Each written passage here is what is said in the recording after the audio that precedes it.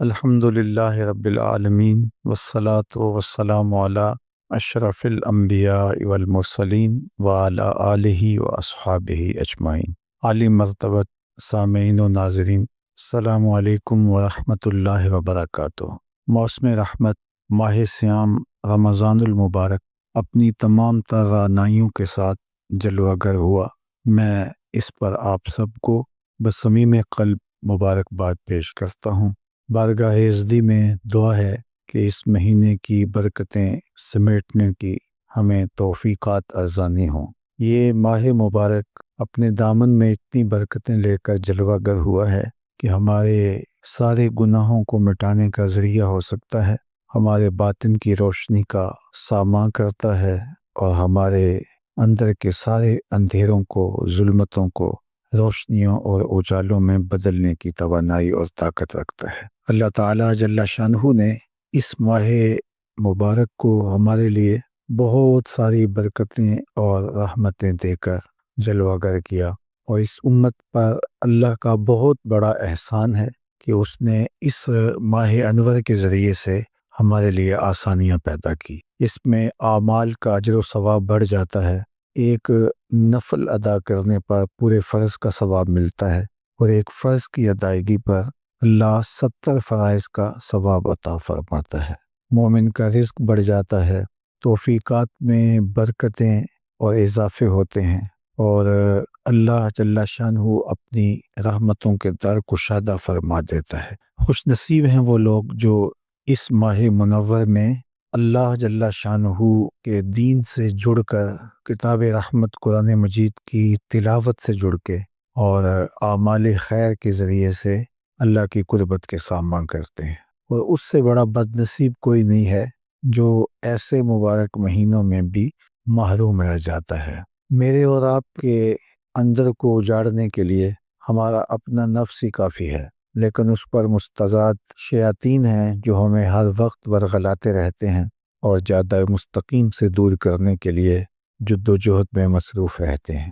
ان کی بھرپور کوشش ہوتی ہے کہ ہم اپنے رب سے دور ہٹ جائیں، اس کی قربت سے محروم ہوں، گناہوں کی دلدل میں پھنس جائیں اور اپنی خواہشات کے غلام ہو کر کے زندگی بسر کریں۔ ماہ صیام کی من جملہ برکتوں میں سے ایک برکت یہ ہے کہ اس مہینے میں شیاطین کو جکڑ دیا جاتا ہے، تو ہمارے لیے خیر کی راہوں پہ چلنا آسان ہو جاتا ہے، چونکہ لڑائی صرف ہمارے نفس کے ساتھ باقی رہ جاتی ہے۔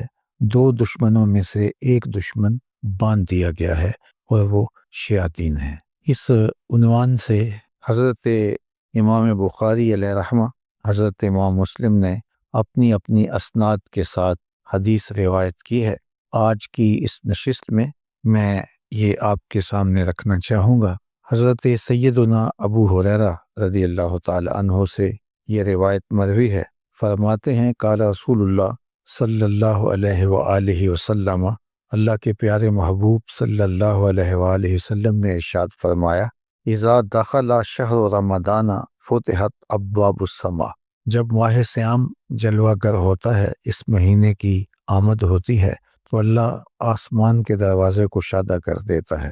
اور فی روایت فتحت ابواب الجنہ، ایک روایت کے لفظ یہ ہیں کہ جنت کے دروازے کھول دیے جاتے ہیں۔ وغلقت ابواب جہنم، اور جہنم کے دروازے بند کر دیے جاتے ہیں۔ وسلسلت الشیاطین، اور شیاطین جکڑ دیے جاتے ہیں۔ اور ایک روایت میں وفتحت ابواب الرحمہ، اور رحمت کے دروازے کشادہ کر دیے جاتے ہیں۔ تو گویا اللہ جل شانہ اس مبارک مہینے میں رحمت کے در کشادہ کرتا ہے، جنت کے دروازے کھول دیتا ہے، آسمان کے در کشادہ کر دیے جاتے ہیں، جہنم کے دروازے بند کر دیے جاتے ہیں، اور وہ قوتیں جو ہمیں جہنم کی طرف لے جانے کے لیے کوشاں رہتی ہیں، انہیں محبوس کر دیا جاتا ہے، انہیں باندھ دیا جاتا ہے، شیاطین کو جکڑ دیا جاتا ہے۔ اب ہمارے لیے کتنا آسان ہو جاتا ہے کہ ہم خیر کی طرف اپنے سفر کو شروع کریں، اپنے اندر اتر کر کے اپنی کوتاہیوں کا خود ادراک کریں اور خیر کی طرف اپنے سفر کا آغاز کریں۔ چونکہ جو رکاوٹیں تھیں ان میں سے بڑی رکاوٹ شیطان تھا، تو شیاطین کو اس ماہ منور کے اندر اللہ تعالیٰ نے جکڑ دیا ہے۔ یہ کتنی بڑی کرم نوازی اس نے ہمارے اوپر فرمائی کہ ہمارے دشمن کو ہی ہمارے راستے سے ہٹا دیا، جو ہمیں جادہ مستقیم سے ہٹانے کے لیے دن رات کوشاں تھا، اور جس کے ساتھ ہمارا مقابلہ جاری تھا، اور جس کی وجہ سے ہم شر کی جانب لڑک جاتے تھے اور نیکی کی توفیق ہمیں نہیں ہو پاتی تھی، شیاطین کے بہلانے کی وجہ سے، ان کے بہکاوے کی وجہ سے، اور ان کے شر و فساد کی وجہ سے۔ تو اللہ تعالیٰ جل شانہ کی کتنی بڑی عنایت اور کتنا بڑا کرم کہ اس نے ہمارے راستے سے ہمارے دشمن کو ہٹا دیا اور ہماری یہ مدد اور نصرت فرما۔ اب اتنی بڑی کرم نوازی کے باوجود، اتنی بڑی رحمت کے باوجود، اتنی بڑی رکاوٹ کو ہٹا دینے کے باوجود، اگر کوئی شخص خیر کی طرف راغب نہیں ہوتا اور اچھائی کی راہ پہ گامزن نہیں ہوتا تو پھر اس سے بڑا محروم کوئی نہیں ہو سکتا۔ دوسری ایک روایت اسی عنوان سے ہے، جس کو حضرت انس بن مالک رضی اللہ تعالی عنہ روایت کرتے ہیں، کالا دخل رمضان، ماہ صیام داخل ہوا، یہ مہینہ جو ہی طلوع ہوا، فقال رسول اللہ صلی اللہ علیہ وآلہ وسلم، تو اللہ کے پیارے محبوب صلی اللہ علیہ وآلہ وسلم نے ارشاد فرمایا، ان ھذا الشہر قد حضرکم، لوگوں یہ مبارک مہینہ آ گیا ہے، یہ طلوع ہو گیا ہے، برکتیں لوٹاتا ہوا یہ مہینہ جلوہ گر ہو گیا ہے، وفیہ لیلۃ خیر من الف شہر، اور اس میں ایک ایسی رات ہے جو 1000 مہینے سے بہتر، اشرف اور افضل ہے۔ پھر ارشاد فرمایا، من حرمہا فقد حرم الخیر کلہ، جو محروم ہو گیا وہ ہر خیر سے محروم، یعنی ایسا مہینہ تم کو نصیب ہوا ہے جس میں ایک رات 1000 مہینے سے افضل و اشرف ہے، اور یہ رحمتیں بانٹتا ہوا، نور بکھیرتا ہوا، خیر تقسیم کرتا ہوا، اور اللہ کی عنایات کو تمہارے اوپر نچھاور کرتا ہوا یہ مہینہ جلوہ گر ہوا ہے۔ اب اس مہینے کے اندر آپ کا دشمن بھی باندھ دیا گیا، اور تمہارے لیے آسانیوں کے در کشادہ کر دیے گئے، رحمتوں کا عموم ہے، کرم نوازیوں کی بارش ہو رہی ہے، انوار کی برکھا برس رہی ہے، خیر و برکت اتر رہے ہیں، ایک رات 1000 مہینے سے افضل ہے۔ لیکن اس کے باوجود بھی اگر کوئی نکما محروم رہ گیا اپنے آپ کی کوتاہیوں کی وجہ سے اور عملی کمزوریوں کی وجہ سے، سستی کی وجہ سے، تمرد کی وجہ سے، سرکشی کی وجہ سے، کسی وجہ سے بھی وہ محروم رہ گیا، تو فرمایا فقد حرم الخیر کلہ، وہ ساری کی ساری خیر سے محروم رہ گیا۔ اللہ اکبر، ولا یحرم خیرہا الا محروما، اور اس ماہ انور کے خیر و برکات سے محروم وہی رہتا ہے جو حقیقت میں محروم ہے، جو شقی اور بدبخت ہے وہی محروم رہے گا، ورنہ اتنی فراواں رحمتیں، اتنا کثیر کرم اور اتنی عنایات اس کی برس رہی ہوں تو بتاؤ کہ کوئی کیسے محروم رہ سکتا ہے۔ لیکن جو بدبخت دل کا کالا ہے، باطن اس کا اجڑا ہوا ہے، اور وہ خیر کو حاصل کرنا ہی نہیں چاہتا، تو وہ تو حقیقی محروم ہے، تو وہ اس مبارک مہینے کے اندر بھی محروم رہ جائے گا۔ اور جو خیر پانے والے ہیں وہ ہر موقع سے خیر اپنے حصے کی سمیٹ لیتے ہیں۔ وہ کیا کسی نے کہا تھا، ہر شب قدر است اگر قدر دانے، کہ ہر شب قدر ہے اگر تو قدر پہچان لے، اور اگر کوئی قدر نہ پہچاننے والا ہو تو وہ شب قدر کو بھی محروم رہتا ہے، وہاں سے بھی برکتیں نہیں سمیٹ سکتا۔ تو جن کی طبع ہموار ہوتی ہے، جن کے باطن ستھرے ہوتے ہیں، جن کے خیالوں میں پاکیزگیاں ہوتی ہیں، جن کی سوچوں میں نور ہوتا ہے، تو وہ اپنے حصے کی خیر ہر جگہ سے کشید کر لیتے، اور جو اندر سے محروم ہوتے ہیں، شقی القلب ہوتے ہیں، ان کے باطن اجڑے ہوئے ہوتے ہیں، تو وہ پھر برستی رحمتوں میں بھی اپنے دامن کو تر نہیں کر پاتے، اور وہ یوں ہی اپنی زندگی برباد کر دیتے ہیں۔ عالی مرتبت سامعین، ناظرین، یہ ماہ مبارک ہمیں زندگی میں ایک بار پھر نصیب ہوا ہے، نہ جانے دوبارہ زندگی میں نصیب ہو یا نہ ہو، لیکن اس پورے مہینے کو ہم اپنے دامن کو پھیلا کر اللہ جل شانہ کی رحمتوں کو سمیٹنے کی بھرپور کوشش کریں، خوش دلی سے اس کا استقبال کریں۔ اس مہینے کے آنے پر ہمارے چہرے پہ مسرت و فرحت اور بشاشت کا ظہور ہونا چاہیے۔ ہم پوری طرح سے اس مہینے کے ایک ایک لمحے کی قدردانی کریں، قرآن مجید کی تلاوت اپنے معمولات میں ہم شامل کریں، اس مہینے میں کثرت کے ساتھ صدقہ و خیرات کریں، ہم 5 گانہ نماز با جماعت اور تکبیر اولیٰ کے ساتھ پڑھنے کی کوشش کریں، اور صلاۃ التراویح میں پورا قرآن مجید ہم سماعت کریں. کسی ایک جگہ جہاں قرآن مجید ترتیل کے ساتھ خوبصورت لہجے میں پڑھا جاتا ہے، اچھے تلفظ کے ساتھ پڑھنے والے قرآ موجود ہیں، وہاں ہم قرآن مجید کی تلاوت سنیں. ورنہ قرآن مجید تیزی کے ساتھ پڑھنے سے اس کا حق بھی ادا نہ ہوتا ہو تو وہ وقت ضائع کرنے والی بات ہے. قرآن مجید وہاں جا کے سنیں جہاں قرآن مجید کو اس کے آداب کی رعایت کے ساتھ تلاوت کیا جاتا ہے. تو یہ ایک موقع ہے تراویح کے اندر قرآن مجید سننے کا، اور یہ نہیں کہ ہم چند تراویح پڑھنے کے بعد بھاگ جائیں، یا آخری 2-4 تراویح میں شامل ہو جائیں، یا درمیان میں آئیں اور پھر چلے جائیں.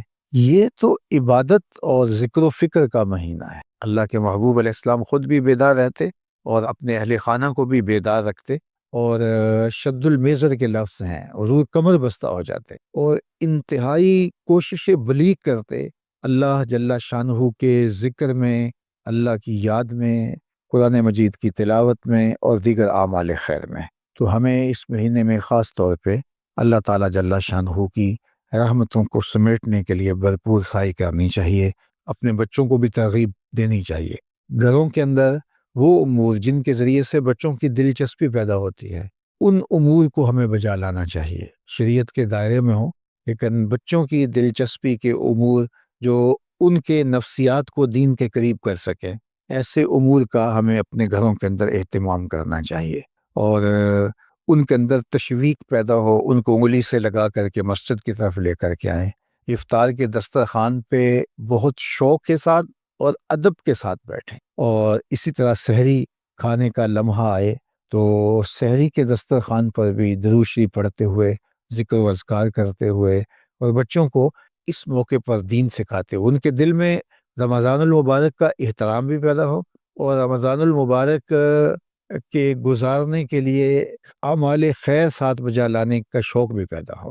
اور اسی طرح ان کو صدقہ دینے کی عادت ڈالیں. اگرچہ آپ صدقہ خود بھی اپنے ہاتھ سے کریں، لیکن کچھ مقدار میں اپنے بچوں کو بھی آپ کچھ رقم دیں. وہ ضرورت مندوں کو، مدارس دینیہ کو، مساجد کو اور دیگر خیر کے کاموں کے اندر صرف کریں، تاکہ بچپن میں طبعاً ان کے اندر خیرات کا، صدقے کا، راہ خدا میں خرچ کرنے کا جذبہ پیدا ہو، اور یہ جذبہ پھر ساتھ ساتھ ان کے پروان چڑھتا چلا جائے گا. اور ماہ سیام کے اندر جو برکتیں اترتی ہیں، جو رحمتیں اس مہینے میں نازل ہوتی ہیں، ان کو سمیٹنے کا انہیں شوق دلائیں، تاکہ وہ کثرت کے ساتھ ذکر و فکر میں لگ جائیں اور اس مہینے سے برکتیں سمیٹیں. میں اس موقع پر خاص طور پہ عرض کرنا چاہوں گا کہ یہ سوشل میڈیا کے اوپر ایک چھوٹی سی ویڈیو آپ نے بھی دیکھی ہوگی کہ یہاں فلسطین کے اندر ٹوٹے شکستہ مکانوں کے اوپر بھی اپنی استطاعت کے مطابق چراغاں کر کے اور جھنڈیاں لگا کے بچے جس خوشی کا، جس مسرت کا اور جس سرشاری کا اظہار کر رہے ہیں، تو یہ یقیناً دین کے ساتھ محبت اور دین کے ساتھ پیار کی دلیل ہے. اور اس ماہ سیام کے ساتھ ان کا باطنی تعلق جو ان کے والدین نے ان کو سکھایا. بہت سارے بچے ایسے ہیں کہ جن کے ماں باپ شہید ہو چکے ہیں، لیکن وہ آج ماہ سیام میں ان کی دی ہوئی تعلیم کے مطابق ماہ مبارک کا استقبال کر رہے ہیں. تو ان کی روحیں، ان کے ماں باپ کی روحیں، ان شہیدوں کی روحیں قبروں میں کتنی آسودہ ہو رہی ہوں گی کہ ہم جو نسل دے کے آئے ہیں، آنے والی نسل آج بھی دین کے اوپر اسی طرح کھڑی ہے. اور یہ ماحول کی تبدیلی اور یہ ٹوٹے مکان اور یہ شکستہ گلیاں اور یہ ملبے کے ڈھیر ان سے دین کی محبت نہیں چھین سکی. یہ دولت، یہ عمارت، یہ غربت، یہ تو معروضی چیزیں ہیں، کبھی ہوں کبھی نہیں، لیکن یہ ماہ سیام کے ساتھ جو تعلق ہے یہ تو ہمارے ایمان کا حصہ ہے، یہ ہماری محبت ہے دین کے ساتھ اور اس کا ظہور ہے. تو مجھے قلبی طور پہ بہت فرحت ہوئی. اور دوسری جانب میں دیکھتا ہوں کہ ہم آسودہ ملکوں میں رہنے والے ہیں، ہزار پریشانیوں کے باوجود اگر ہم ان سے موازنہ کریں تو ہم آسودہ ماحول کے اندر اپنے رمضان کا آغاز کر رہے ہیں، اس مہینے کا آغاز کرنے جا رہے ہیں. تو ہم بھی بہت اچھے انداز سے اپنے بچوں کے اندر، اپنی نسلوں کے اندر اس کی تشویق پیدا کر جائیں، تاکہ ہم نہیں ہوں گے پھر ہماری نسلیں اس ماہ مبارک، اس ماہ نور کو یوں اس کا استقبال کر کے عقیدتوں کا اظہار کریں گی، اور رمضان المبارک صرف سحری افطاری تک ہی ہمارا محدود نہ رہ جائے، اور کھانے پینے کے امور تک ہی ہم ان کو محدود نہ رکھے۔ اگرچہ یہ افطاری بھی برکت ہے، یہ سحری بھی برکت ہے، لیکن یہ یہاں تک محدود نہ رہ جائے، بلکہ اس میں قرآن مجید کی تلاوت، درود پاک کی کثرت، اور دیگر امور خیر اور 5 گانا نماز کا شوق آپ خاص طور پہ اپنی اولاد کے اندر اس مہینے میں تھوڑی محنت کے ساتھ زیادہ پیدا کر سکتے۔ باقی ایام کے اندر بھی آپ کی اور میری ذمہ داری ہے بطور والد اور بطور والدہ کہ ہم اپنی نسلوں کے اندر دین کی محبت، نماز کی پابندی اور دیگر امور خیر کی بجا آوری کا شوق پیدا کریں۔ لیکن اگر ہم اپنا وہ کام جو ہمارے ذمہ عائد ہے اور واجب الادا ہے ہمارے ذمہ، تو اس کو ہم اس مہینے کے اندر تھوڑی محنت سے اس کا نتیجہ زیادہ حاصل کر سکتے ہیں۔ تو میں چاہوں گا کہ ہم اس مہینے میں محنت کے ساتھ اپنی اولاد کو خیر کے کاموں کی طرف آمادہ کریں۔ اللہ نے چاہا تو کل دوبارہ اسی وقت آپ سے ملاقات ہوگی، اور ہم ماہ صیام رمضان المبارک کے 29 دن آپ کے ساتھ یوں ہی رہیں گے، اور روزانہ اللہ کے محبوب علیہ السلام کی 2 یا 3 احادیث کا درس آپ کے سامنے مختصراً رکھیں گے۔ یہ اتنا زیادہ وقت نہیں ہوتا ہے، یہ تھوڑا وقت جو ہے اس میں کچھ چیزیں سیکھنے کو ملیں گی، اور یہ ویسے بھی مبارک گھڑیاں ہیں اور مقدس ساعتیں ہیں، اور ان گھڑیوں میں جو خاص رحمتیں اترتی ہیں اور انوار نازل ہوتے ہیں، تو ان کو ہم سمیٹنے کی کوشش کریں۔ اللہ جل شانہ آپ کو مجھے اپنی رحمتوں کے سائے میں رکھے۔ والسلام علیکم ورحمۃ اللہ وبرکاتہ۔ اللہم صلی علی سیدنا و مولانا محمد معدن الجود والکرم وآلہ وصحبہ وبارک وسلم۔ اللہ اٹھے ہوئے ہاتھ، پھیلی ہوئی جھولیاں اپنی رحمتوں سے بھر دے، وقت کی بہاریں نصیب فرما، مقدر کی خزائیں رخصت کر دے۔ جئیں تو تیرے لیے، مریں تو تیرے دین کے لیے، زندگی کی آخری ہچکی تک تیرے رسول کے وفادار رہیں۔ ہر علت سے، ہر قلت سے، ہر ذلت سے رہائی عطا کر دے، اپنے پاک نبی کے در کی گدائی عطا کر دے۔ نفس و شیطان کے مکر و فریب سے، دجل و تلبیسات سے ہماری حفاظت فرما۔ اے اللہ تو کریم ہے، ہم تیرے عاجز اور ناتواں بندے اس ماہ مبارک کی برکتوں کے سوالی بن کے تیرے حضور حاضر ہیں۔ اللہ اس مہینے کی رحمتوں سے ہمیں محروم نہ رکھنا۔ اللہ اس مہینے میں اترنے والی رحمتوں کا وافر حصہ ہمیں نصیب کر دینا۔ اللہ ہماری آنکھوں کو، ہمارے کانوں کو، ہمارے خیالوں کو، ہماری سوچوں کو پاکیزگی عطا کرنا۔ روزے کو روزے کے آداب کی محافظت کے ساتھ نبھانے کی ہمیں توفیق عطا فرمانا، اور اپنی خاص کرم نوازیاں میرے وطن کے شامل حال فرمانا۔ اللہ میرے ملک کو امن کا گہوارہ بنانا، یہاں دہشت گردی کے سلگتے الاؤ ٹھنڈے کر کے امن کی بہاریں پیدا فرمانا۔ معیشت کا جمال، معاشرت کا حسن اور صالح اقدار کا نور عطا فرمانا۔ اہل غزہ کے لیے تیرے حضور ملتجی ہیں، اللہ ان کی مدد، نصرت اور اعانت فرمانا۔ اس آسمان کے نیچے، زمین کے اوپر تیرے علاوہ کوئی ان کا آسرا نہیں بچا، اللہ ان کے حوصلے نہ ٹوٹنے پائیں۔ اللہ جس طرح قسم و پرسی کے اس عالم میں بھی وہ تیرے دین کے ساتھ جڑے ہیں، ماہ صیام کی خوشیاں منا رہے ہیں، اللہ ان بچوں کو حقیقی اور ابدی خوشیاں عطا فرمانا۔